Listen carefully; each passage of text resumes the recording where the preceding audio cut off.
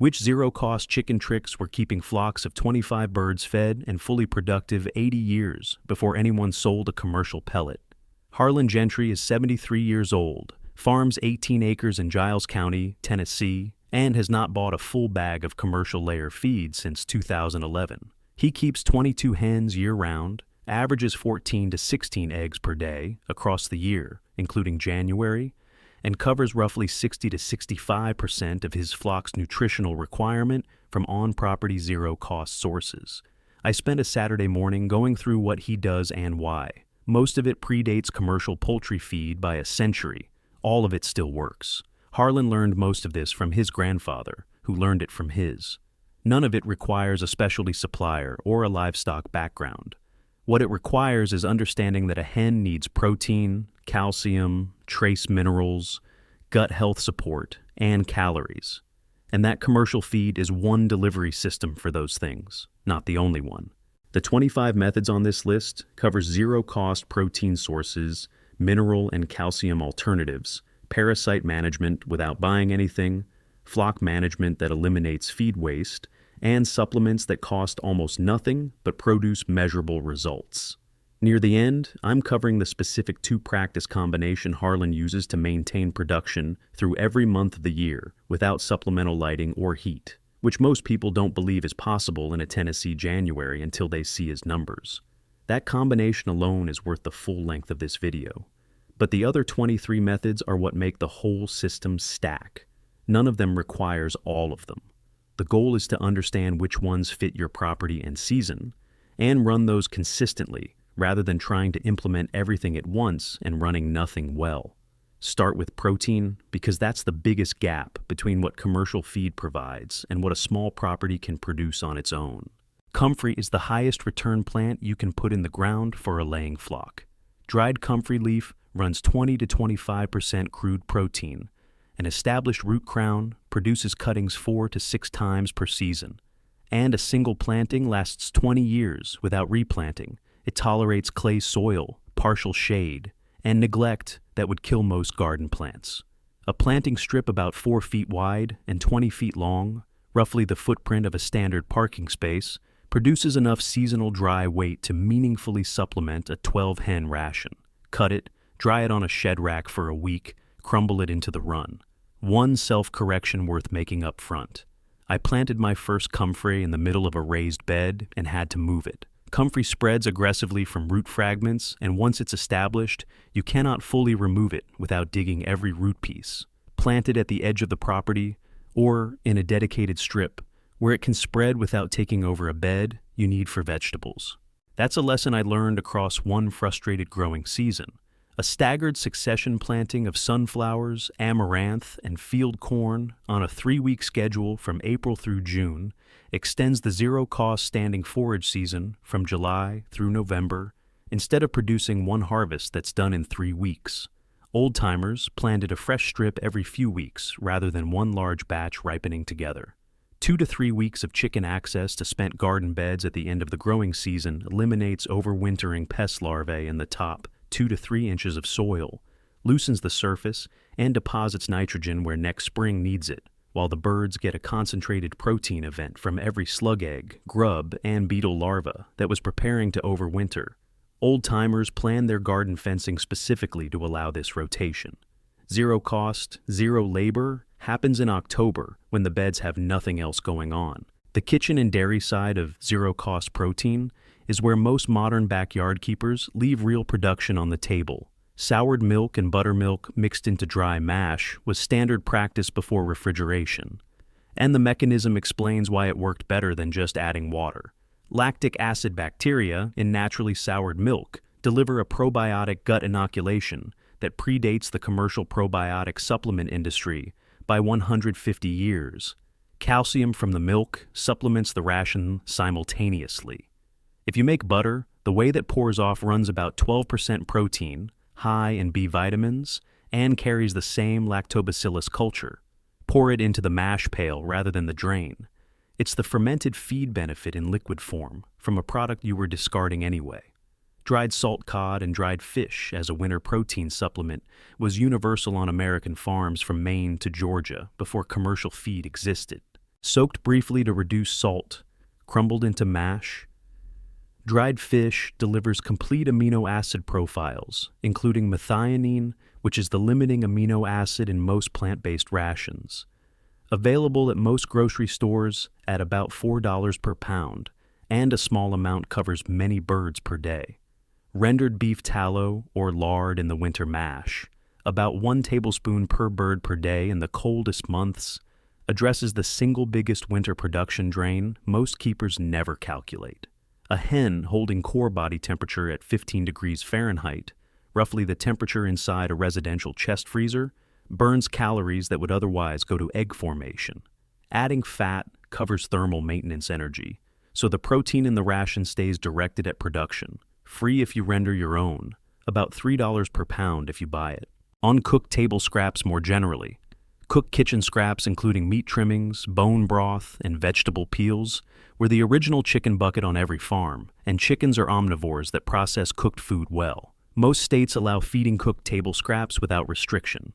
The specific restriction in some states is raw poultry or raw pork. Know your state rules before starting the kitchen bucket. A 2-minute search on your state agriculture department website clarifies it immediately. Old Farm Parasite Management used plants that were already growing. Pumpkin and squash seeds contain cucurbitacin, a bitter compound that paralyzes intestinal roundworms without damaging the gut flora that chemical dewormers suppress. Cornell University Poultry Extension has documented the mechanism. Old-timers fed whole raw seeds in fall when squash was harvested anyway, which aligned naturally with the annual parasite pressure cycle. The seeds need to reach the intestine intact for the contact effect to work, so feed them whole and unground. Wormwood, Artemisia absinthium, was the standard nest box mite deterrent for generations before synthetic acaricides existed. The volatile thujone compounds in dried wormwood repel Dermanissus gallinae, the red mite species that lives in roost cracks by day and feeds on birds at night, at concentrations non-toxic to birds. Dried wormwood placed under nest box material and replaced monthly. It grows as a freely spreading perennial in most U.S. climates, so it's free once established. Tobacco stems, not leaves, placed under nest box bedding work through nicotine alkaloids that are toxic to mites and lice at contact doses that don't harm adult birds. Cigar shops discard stems for free.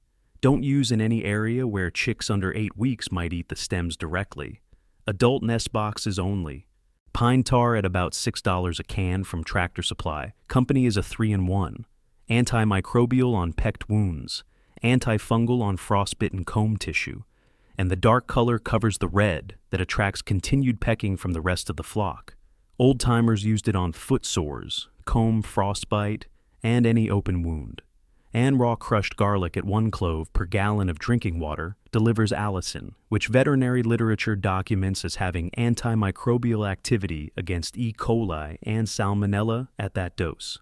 A maintenance practice for stress periods and bird introductions, not a treatment that works beautifully in central Ohio's low humidity winters, turns into an ammonia problem fast fresher dried lavender or rosemary mint, high lemon balm humidity mixed into the nest box material alongside the wormwood, nitrogen load completes the nest box sanitation humid Gulf Coast from a different angle. You need more frequent bedding replacement and better ventilation. The herb mix is a general antimicrobial and respiratory fermentation also from the volatile terpene compounds the herbs release in the enclosed box. About the different action, warm bath, same location, because minimal additional effort if you already have any of these herbs growing, and the batch goes replace the whole nest box pack monthly. The smell difference is unmistakable. But by the time you smell it, alongside the parasite category. In summer, because I reduce the fermentation window to 30 to 36 hours and suppresses the immune system part of the barn. Keeps parasites in check. The last limit worth mentioning is local aflatoxin exposure. Check your ordinances before you build a heavier parasite burden. Many suburban municipalities and lower production ban roosters feed quality would suggest. Some HOAs prohibit poultry entirely per bird per week, is on a half-acre lot, addresses the toxin size of a dozen and the downstream immune suppression simultaneously. In a township that allows hardwood up to 15 hens with not compressed briquettes with binders. That's not universal. Agricultural a 2-minute call to your county extension is the calcium tells you exactly where you stand have never heard before you spend because nobody's selling the more expensive product. The habit I has any reason to mention it.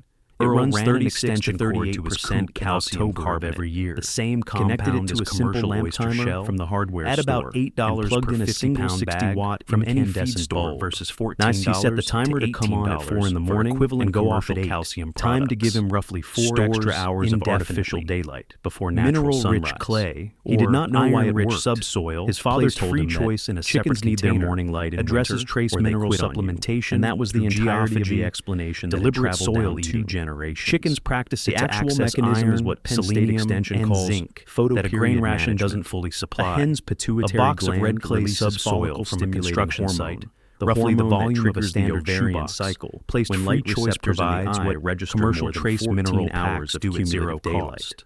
Below 14 hours at 1 tablespoon per gallon and the laying cycle stress periods delivers iron, potassium, calcium, and B vitamins at about $3 per natural pound. Daylight, a mild laxative at moderate doses and keeps FSH levels consistent through the shortest days of December and intestinal parasites. Penn State not also a daily supplement. Going above 16 hours total doesn't increase production and accelerates about 1 teaspoon per pound of mash, starting in October. Productive addresses winter production 15 hours from the circulatory side. Earl got there instinctively. Birds don't have functional on my capsaicin receptors. Before I adopted his they don't taste the heat. I average 3.5 eggs per circulation across 12 hens that keeps thermal maintenance calories the following lower January and production calories higher timer during cold stress. LED and fresher dried lavender, rosemary, mint, and lemon balm. Placed under nest box material, replaced monthly, delivers volatile terpene compounds with documented antimicrobial and insect repellent properties at the enclosed box concentrations.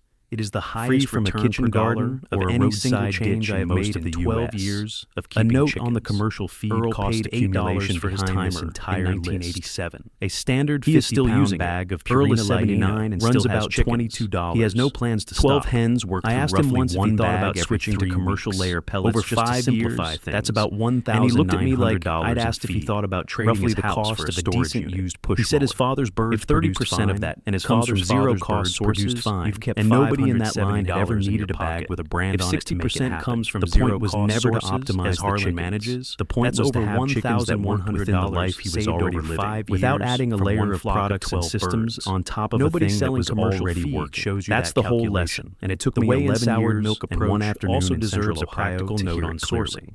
If you don't have dairy you can actually maintain consistently, neighbor who does. Beats the optimized excess whey from butter or cheese making every single is a disposal problem for home dairy operations. You're doing them a favor, taking it. Most rural areas have at least one person within reasonable distance making butter from backyard goats or Jersey cows who would be happy to hand you a gallon jug of whey rather than composting it. The lactobacillus you get from that fresh whey is from a live active culture, which is different from what you get from a commercial probiotic supplement that's been on a shelf for 6 months.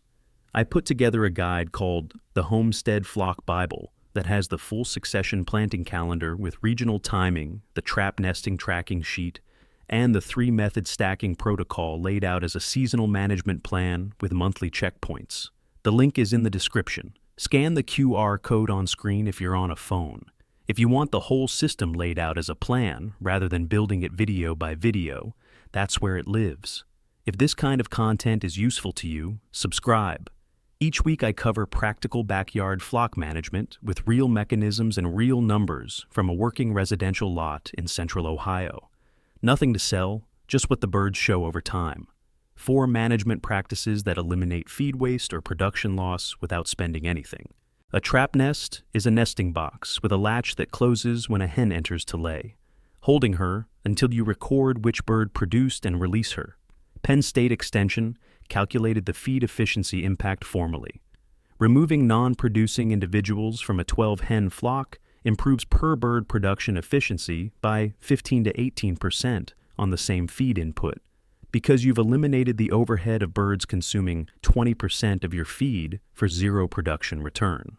The trap nest costs nothing to build from scrap lumber and a cabinet latch. Run it for 3 to 4 weeks. Identify the hens that never appear in the record, and cull from data rather than from guesswork. Forced molt by ration reduction is the practice that needs the most context up front, withdrawing layer feed for 5 to 7 days, and substituting low-protein scratch or whole corn triggers a rapid controlled molt that resets the reproductive cycle.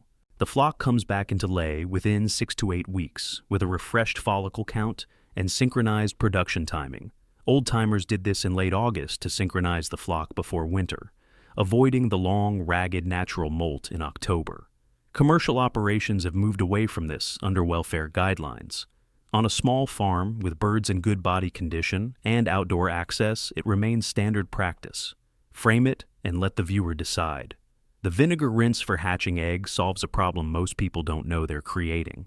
Washing dirty hatching eggs with water removes the bloom, the natural antimicrobial cuticle that prevents bacterial penetration through shell pores during incubation. Apple cider vinegar, diluted 1 part to 10 parts water, kills surface bacteria without stripping the bloom. On my own setup across 2 hatching seasons, vinegar-wiped eggs ran noticeably better hatch rates than water-washed eggs from the same nest box. Consistent enough that I stopped using water on hatching eggs entirely, and running chickens behind any other livestock on a 3 to 4 day rotation cycle gives them access to fly larvae and undigested grain in the manure while breaking the parasite cycle for both species. Joel Salatin formalized this concept, but it predates him by 2 centuries on working American farms. The mineral-rich clay geophagy station belongs here in the management section as much as in the mineral section, because the practical management step is creating the station and monitoring uptake. A bin about 12 inches wide and 12 inches long, roughly the size of a standard window box, filled with iron-rich red clay subsoil, and placed inside or adjacent to the run, gives free choice access. Watch how much the flock uses it in the first 2 weeks. Heavy uptake means the ration was short on something. Light uptake means the ration is covering the trace mineral need adequately. It's a passive diagnostic tool as much as a supplement. If you have any other grazing animal on the property, even occasional rotation access behind that animal reduces your commercial feed requirement measurably over a full season. When choosing which hen to let go, broody pick a bird whose body weight is at or above the breed standard, roughly 5 to 6 pounds, about the weight of a large bag of flour for a standard dual-purpose hen. An underweight broody loses condition fast over 21 days of sitting, and will abandon the nest in the final week when you least want it to. Give the broody pen a feed station she can access during her brief 20-minute off-nest period each morning, and leave her completely alone the rest of the time. Succession hatching is the practice that most directly explains why old farm flocks maintain consistent production year-round, while most modern backyard flocks have a predictable winter crash. Most keepers hatch 1 spring batch, get 1 production peak in late summer, and watch the entire flock drop into a synchronized molt in October that wipes out production for 6 to 10 weeks, right when daylight is also failing. The flock synchronized itself by being born at the same time, and there's no offset to cover the gap. The old solution was to never hatch once. Setting eggs in January, April, July, and October builds 4 cohorts, always at different production stages. When the January cohort molts in fall, the July cohort is at peak lay. When the July cohort molts the following spring, the January cohort has returned to full production. The flock is never fully synchronized in the same phase simultaneously. Managing a broody hen on marked fertile eggs is the hatching method that makes succession practical without electricity. A well-managed broody produces 85 to 90% hatch rates in experienced hands versus 75 to 80% in a budget incubator. She provides free incubation and broods the chicks after hatch with no supplemental heat for 6 to 8 weeks. Management means marking fertile eggs at setting, removing unmarked eggs daily so the clutch doesn't expand, recording the set date, and leaving her alone. My first managed broody, I checked on her twice in the first week because I was nervous about it. Both times she was off the nest for 20 minutes afterward. A marginally committed broody hen uses any disruption as an excuse to abandon the nest. The succession hatching setup cost in full: a pencil for marking eggs, a small notebook, and a dedicated space about 4 square feet, roughly the footprint of a large dog crate, for the broody pen. That broody pen gets used 3 times a year for 21 days each time. The other 10 months, it's a corner of the coop with nothing in it. Mark the eggs, collect the unmarked ones each morning, and trust the biology. Harlan's specific 2-practice combination. He runs 3 cohorts set in February, June, and September, with 1 or 2 broody hens managing each hatch rather than an incubator. The February hatch comes into lay in late summer, peaks through fall and early winter, and begins molting the following spring, when the June cohort is approaching peak production.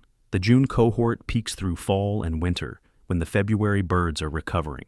The September cohort fills the remaining gap and provides replacements for any losses across the year.